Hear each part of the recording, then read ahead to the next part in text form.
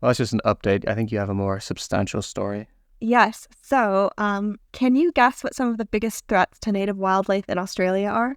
Feral cats.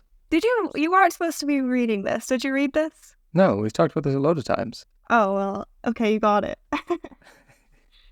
But I guess there's also like other introduced species, probably disease, climate change, fire, Yeah, well, you didn't habitat let me loss. guess anything else. You just accused me of cheating.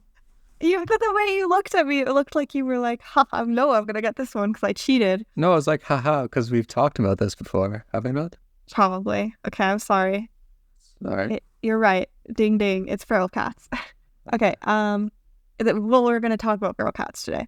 So, how would you solve the problem of the feral cats killing small native animals in Australia? Well, What would you do? you'd probably have to do something about people letting their cats out. Like maybe fine people, I guess. And then the actual cats, I guess maybe the most humane thing would be to try and spay and neuter as many as possible. And then a lot of campaigns, PSAs explaining why it's a bad idea to let cats out into the environment. Right. So, the biggest problem doesn't seem to be people's pet cats running around and like having babies and stuff. The biggest problem is cats that are already feral that have been that way for like hundreds of years.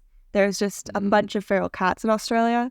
So there are many things that are being done. There's a survival camp for the prey of feral cats in Australia called Arid Recovery. It's a conservation nonprofit in a wildlife reserve, and it's a feral-free safe haven. So it has like a fence. It's sort of like that place in New Zealand where they get rid of all invasive species and keep all native species inside. I was just about to say, there's a pretty good video. The guy, Wildlife with Cookie, made a video going through that place, actually. Yeah, so there's a safe haven, but that's just one solution because actually you can't keep all animals that you want to protect in one place, right? Yeah. So the biggest thing that they do is they kill cats.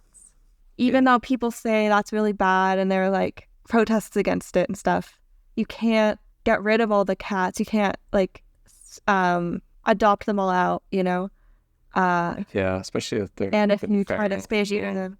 Right. And if you try and spay and neuter them, like they're still going to be killing the animals. Yeah, you still have to So, wait for them to die. right. So what they were doing is they have a few ways to do this. One way is they put poison implants underneath the prey animals that live outside the reserve. So like, let's say you're a little wallaby or whatever their prey is.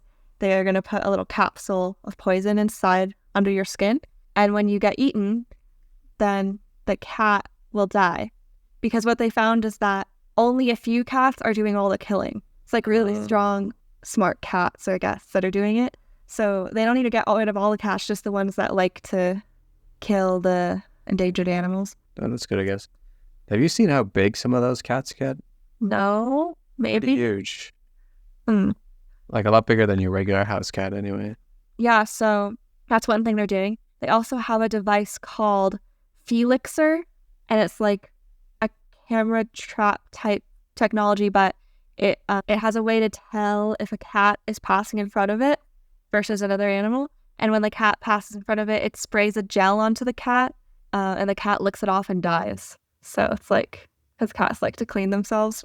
Yeah, that's pretty crazy. They also just shoot cats and they trap cats.